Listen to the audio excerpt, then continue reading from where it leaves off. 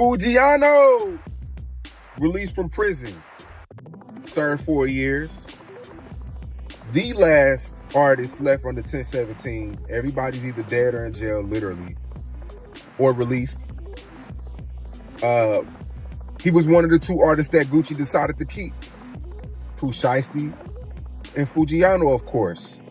He's been released. The internet's going crazy.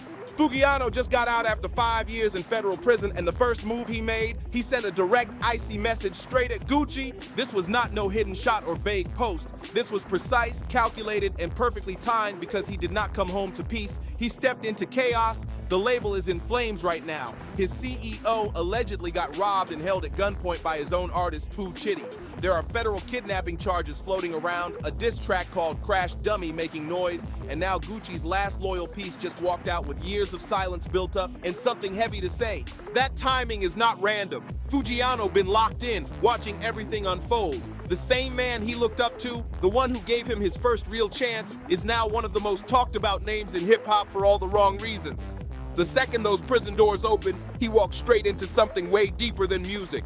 So here is the breakdown. To really understand what Foogiano's message means, you gotta see the full picture of what he walked back into. Once you connect it all, that message hits way harder. For context, Foogiano, real name Kwame Khalil Brown, born July 4th, 1993, out of Greensboro, Georgia. Not a big city, not a major hub, just a tight, small town where everybody knows everything and your options feel limited. Music, sports, or the streets, that is the path. He ended up touching all 3. Around age 12, his life flipped when his uncle came home from prison and revealed the man he thought was his father was actually his stepfather. After that, things shifted fast. He said he went straight to the streets, and in a small town like that, once you step into that life young, trouble does not take long to find you. Back in 2013, Foogiano caught burglary and robbery charges. By 2014, he was sentenced and ended up serving 3 years. That was his first bid. But here is what stands out about him. He never let that slow him down. When he got out, he locked in on music seriously, and the talent was clear from the jump. His track, Molly Baby Mama, started gaining real traction in 2020. This was not industry hype or label tricks. This was raw street buzz connecting with real listeners. Then DaBaby jumped on the remix, and suddenly the whole industry started paying attention. And watching closer than anyone, Gucci Mane, one of the biggest names in Atlanta trap, known for spotting talent early, saw something in Foogiano and signed him to 1017 Records in 2020, giving him a major spotlight. By November 2020, Foogiano dropped his debut album, Good a Baby, and it hit #1 on Billboard's Heat Seekers chart right away. First project, straight to the top. Everything was moving fast, like his career was taking off overnight. Then December 2020 hit and everything shifted. Foogiano got arrested in Georgia for possession of a firearm by a convicted felon. Because of his past charges, even having a weapon became a serious legal issue. The judge set his bail at $50,000 with strict conditions. He had to wear an ankle monitor and stay inside Georgia. Most people would take that deal and move carefully, stay low, and handle things the right way while waiting for the case to play out. So we're talking about Foogiano, the Atlanta-based rapper whose real name is Kwame Brown, is represented by Gucci Mane. Take a look. This is a booking photo just in. U.S. Marshals now say they tracked down the 27-year-old in Memphis last week. They tell us they had been trying to find him for 3 months after he apparently melted off his court-ordered ankle monitor, and they tried to track him down there. At last check, Brown is now being held in a jail in Memphis. We've also learned he's part of an ongoing wrongful death lawsuit stemming from a fatal shooting that happened at a nightclub in South Carolina. That would have been the safe move, the smart move. But Foogiano went the opposite way. He straight up burned off his ankle monitor, literally melted it, and took off out of Georgia completely. He did not just disappear quietly either. For 3 months, he was on the run, still performing, still hitting stages under his real name. Every night he would ask the crowd, "If the police come in here, are y'all gonna let them get me?" And the crowd would erupt yelling no. That confidence was loud, almost unreal, like he believed nothing could touch him. But federal agents are not playing those kinds of games. In March 2021, they tracked Foogiano down in Memphis, Tennessee, ending that 3-month run. By May 2021, it was official. He got sentenced to 5 years in federal prison, all tied to the gun charge, destroying the ankle monitor, and going on the run. Ryan Brown here from J. Ryan Brown Law. We're going to talk about rapper Foogiano's 5-year prison sentence that he apparently was given in Greene County, Georgia yesterday, and talk about a little bit of circumstances surrounding that. Now, we don't have access to the official court documents right now, so we are kind of basing this off just grassroots level information that is being, passed around. But it does appear that there's a lot of talk about him getting 5 years for removing an ankle monitor or something like that. But it also seems that he had a possession of a firearm by a convicted felon charge. And from our perspective as criminal defense attorneys here in Georgia, I think that is what likely led to the 5-year prison sentence. So recently, there was a case in Georgia that deals with possession of a firearm by a convicted felon. His girlfriend at the time, Rennie Rucci, jumped on Instagram right away, making it clear she was standing by him. You know what it is with me? I got us hashtag free Foogiano. Meek Mill even spoke up saying they were trying to destroy this man's career over a situation he felt was about protection. Gucci Mane also stepped in publicly, saying he was handling it and making sure Foogiano had top lawyers. Then 2021 hit, the prison doors closed, and Foogiano went completely silent for 5 long years. But everything outside kept moving, and what it turned into was one of the wildest eras in 1017 history. You have to see how much changed while he was locked up.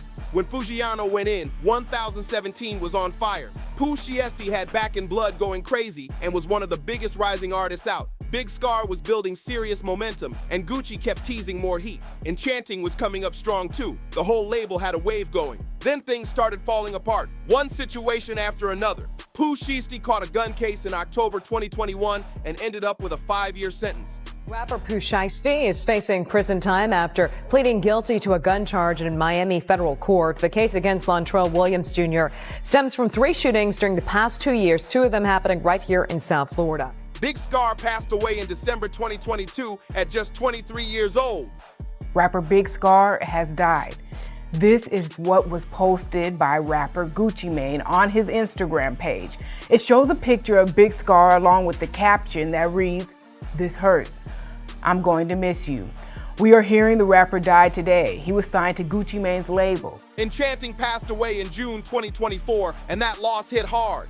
What once looked like a rising dynasty at 1017 started to feel like something falling apart. Labels go through ups and downs, but this felt different, like everything was crashing in one place at once. By October 2024, Gucci Mane went live on Instagram and made a serious business move. He said after looking at the numbers and losses, he had to make a tough call. He decided to release almost everyone from 1017, keeping only 2 artists. Pooh Shiesty, who was still finishing his sentence, and Foogiano, who was also still locked up. He even said it clearly. "I'm gonna have to release almost all of my artists except Shiesty and Foogiano. I could keep them, but I decided to let them go chase their own path." Hey, what's up, y'all? Listen, I wanted to make this announcement on 1017 yesterday, but I just seen like my statement, my P&L with all my artists. It's almost like a whole bunch of shakeup and it's a whole shit show in the industry right now. But when I look at my P&L and me being a businessman, I think that I'm gonna have to release almost all my artists except for Pooh Shiesty and Foogiano. This is a decision I didn't want to make. I thought about it, you know what I'm saying? I could keep all of them under the contract. But I said, hey, fuck it. Let's just make the unselfish decision and, let them take their talents elsewhere. So it sounds clean at first, right? Like a smart business move, like Gucci just making tough calls as a boss. But here is where it takes a wild turn. The 2 artists he kept, the ones he said were still bringing in money, were both locked up at the time. That detail alone had people talking. Then less than 6 months after Pooh Shiesty got released, everything went left in a way nobody expected. January 10th, 2026, Luminous Studios in North Dallas, Texas. Gucci Mane thought he was walking into a regular business meeting. He had been going back and forth with Pooh Shiesty over contract issues. Shiesty had been vocal about wanting out of 1017, and those tensions had been building for a while. According to prosecutors, things were already being set up behind the scenes. They claim Shiesty's father, Trell Williams Sr., went to a Staples beforehand to print out a contract release form, the paperwork to officially separate him from the label. Gucci and his team were brought to the studio under the idea that this was a meeting to settle everything. But once they got inside, it was not business as usual. Federal reports say 9 people were involved in what happened next. The complaint alleges that on January 10th of this year, 3 music industry professionals traveled to Dallas for a scheduled business meeting. Lontrell Williams Jr. arranged this meeting purportedly to discuss the terms of his recording contract with one of the victims. Once everyone was inside the studio, things reportedly turned serious fast. Prosecutors alleged that Foogiano pulled out an AK-style firearm and used it to threaten someone into signing that contract release form. Big 30, real name Rodney Wright Jr., was also accused of blocking the studio door, making sure nobody could leave. It did not stop there. One person was reportedly choked until they were close to passing out, while others had watches, jewelry, and cash taken under threat. The DOJ described the whole situation as an armed takeover. As alleged, once these three men were inside the recording studio, Williams Jr. and 8 co-conspirators, several of whom traveled from Memphis, Tennessee, executed a coordinated armed takeover. As alleged, Williams Jr. produced an AK-style pistol and forced one of the victims to sign a release from the recording contract at gunpoint. The remaining conspirators displayed firearms and robbed the other victims of Rolex watches, jewelry, cash, and other high-value items. One of the victims was actually choked by one of the defendants to the point of near unconsciousness. Defendant Wright barricaded the studio door with his body to prevent the victims from escaping. Investigators pointed to surveillance footage, license plate data, fingerprint evidence, and cell phone records, all allegedly tying the suspects to the scene. And one detail stood out the most. Foogiano was reportedly on house arrest at the time. His electronic monitor showed he was not at home. Authorities say he traveled from Memphis to Dallas, got involved in the incident, then went back, all while being tracked. The charging document outlines some of the evidence, just some, establishing the defendant's roles in the federal offense. This is as follows: electronic monitoring data placing Williams Jr. at the offense location, which would put him in violation of his home detention conditions. Cell phone records and license plate reader data corroborating the coordinated travel of multiple defendants from Memphis, Tennessee to Dallas. Rental car records confirming Williams Sr. rented a vehicle that was used by the group. Surveillance footage from the offense location, a nearby office supply store, and a hotel where several of the defendants stayed following the offense. Fingerprint evidence as well that was recovered from the crime scene, matching at least 2 of the defendants. The federal government moved quick. Foogiano, Big 30, Shiest's father, and 6 others were all hit with federal kidnapping charges. That kind of charge is serious. It can carry a maximum sentence of life in federal prison. This week, 9 individuals, including well-known musical artists, kidnapped and robbed at gunpoint numerous victims at a music studio in Dallas, Texas. 8 of the 9 were arrested yesterday in Dallas, Memphis, and Nashville. These individuals who are charged and arrested include Lontrell Williams Jr., also known as Foogiano, Lontrell Williams Sr., Rodney Wright Jr., also known as Big 30, Kadarius Waters, Demarion Gibson, DeMarcus Glover, Corday Johnson, Darian McDaniel, and Terrence Rogers has not been arrested yet, but will be soon. That is not even the wildest part. In early April 2026, during Foogiano's bond hearing in a Dallas federal court, FBI Special Agent Pamela Hansen took the stand and dropped details that changed everything. She testified that Gucci Mane gave a statement to Dallas police the same night, January 10th, 2026, and confirmed that a large part of the case was built using information from Gucci and people around him. That meant he cooperated with investigators, and that revelation had the whole situation heating up fast. Foogiano was right there in the courtroom when this came out. Reporter Bryson Paul said Shiesty leaned his head against the wall, shaking his leg and reacting like he could not believe what he was hearing. As the testimony continued, the judge denied bond and he stayed locked up. Then on April 10th, 2026, Gucci Mane dropped Crash Dummy, produced by Zaytoven, and the message felt direct. Even without saying names, the lyrics painted everything clearly. He rapped about walking into what he thought was a business meeting, only to realize people around him had different plans. He described being greeted with smiles while things were being set up behind the scenes. He also made it clear that, in his view, Shiesty was still tied to the label and reminded everyone that he built 1017 from nothing and was not letting it fall apart. Then came the line that had everyone talking. He kept repeating, "I'd done been betrayed, now my heart turned cold." The reaction was instant and split. Some people backed Gucci for speaking out through music, while others were not feeling it at all. Figures like Uncle Murda spoke up publicly, saying what a lot of people were already thinking. Uncle Murda did not hold back. He said Gucci cannot move like a civilian after building a reputation in the streets for over 20 years. He pointed out how many people were influenced by that image, people who really went out and lived that life. And now seeing Gucci cooperate with police while also dropping a diss track did not sit right with him. In his words, Gucci helped shape that energy, but is not standing on it the same way now. Charlemagne the God also spoke on it, but from a different angle. He made it clear the allegations are still not proven, and said situations like this show how messy the industry can get.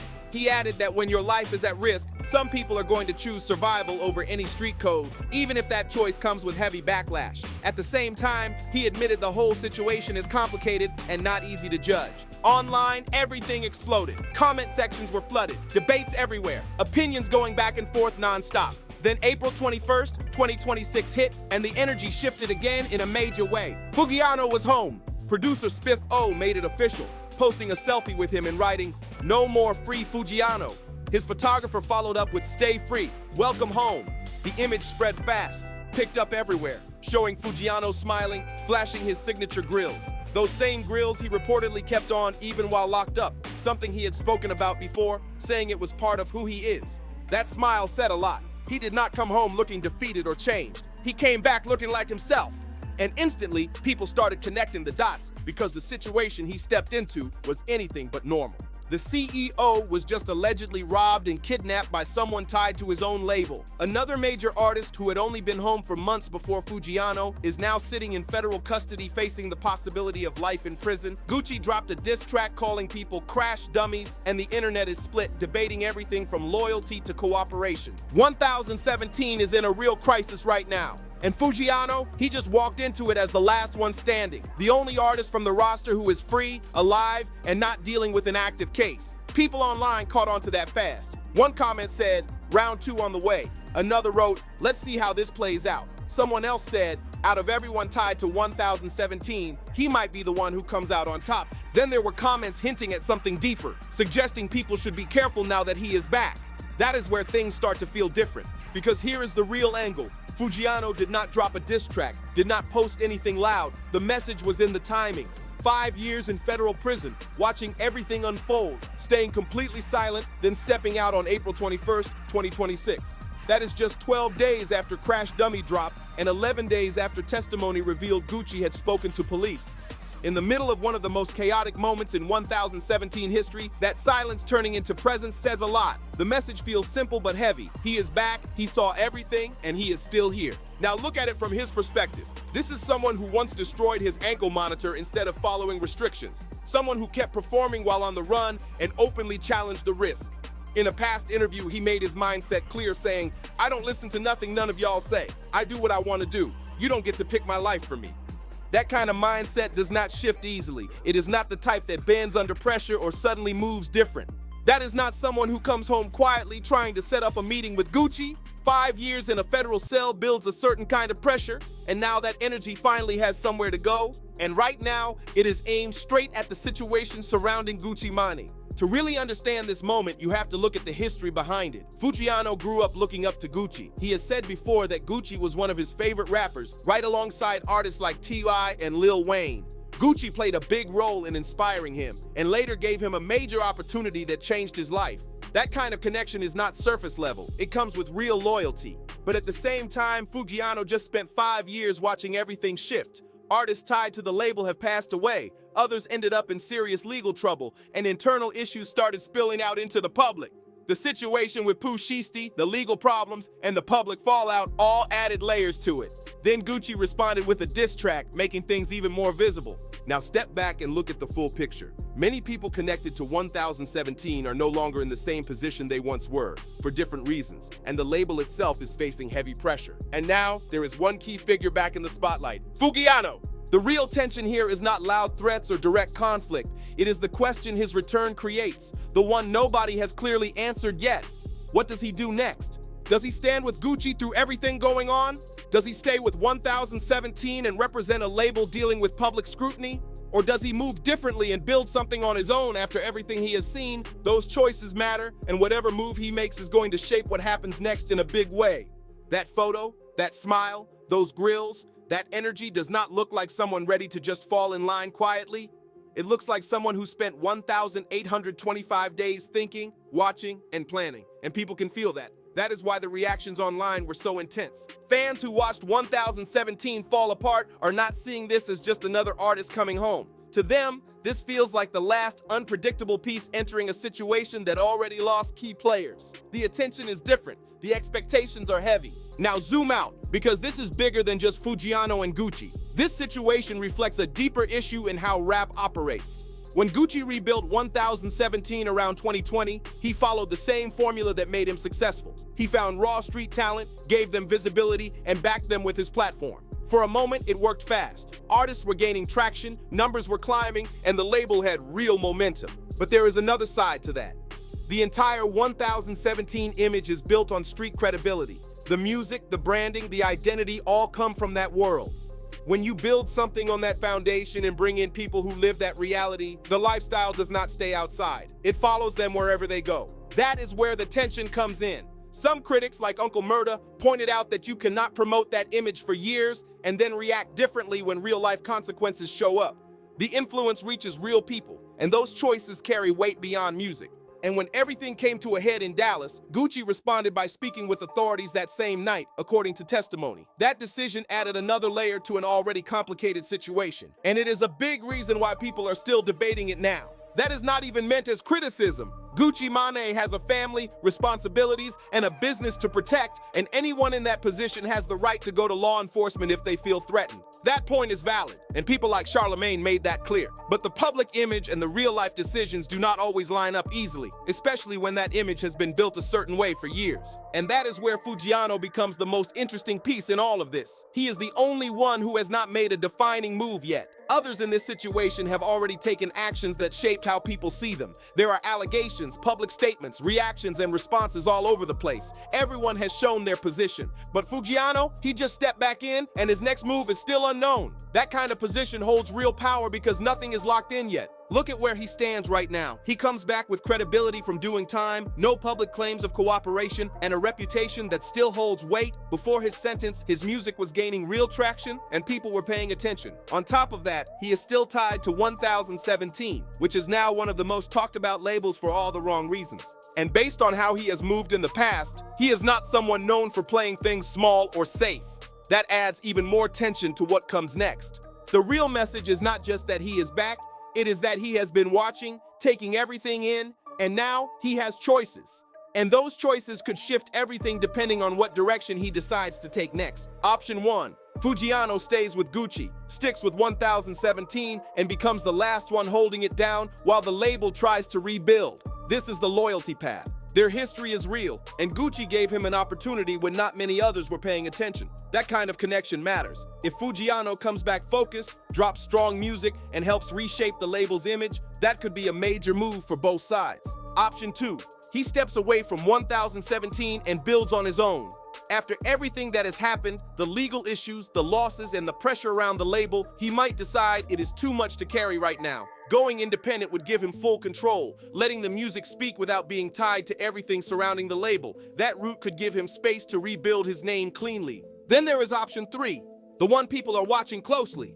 Foogiano speaks out, not just through moves, but with words. Maybe in an interview, maybe through music, maybe another platform. He has had years to sit back and observe everything, and that kind of perspective is rare. If he decides to share what he saw and how he views it all, people are going to pay attention, because it would not just be commentary, it would come from someone who lived through the situation and is now stepping back into it with a completely different view. Here is the reality. Foogiano's message to Gucci Mane is not fully out yet. What people are seeing right now is just the start. The photo, the timing, that calm smile, that is only the first signal. The full meaning is still unfolding, and nobody knows exactly how it ends. Not Gucci, not the streets, not the internet. The outcome is still wide open. What is clear is this: Foogiano has never been someone who just goes along with whatever is in front of him. His past decisions show he moves on his own terms, no matter the pressure. That kind of mindset does not disappear. 5 years is a long time to sit and think. 5 years watching everything shift, seeing the label change, seeing people come and go, and watching controversies grow around someone who played a major role in your career. That kind of time builds perspective, and it builds intention. So when he stepped out on April 21st, 2026, it was not just a return. It felt like the release of all that built-up focus finally hitting the outside world. Now he stands as the last active artist tied to 1017, walking into a situation filled with tension, questions, and attention. And people are watching closely, because whatever he does next is not going to be small. His next move is going to speak loud without needing many words. So now it comes down to this. What do you think happens next? Does Foogiano stand with Gucci through everything, or does he take a different path? And what does this mean for 1017 going forward? Drop your thoughts in the comments, hit that like button, subscribe, and share this with someone who's been following the story, because this situation is still unfolding, and the next move could change everything.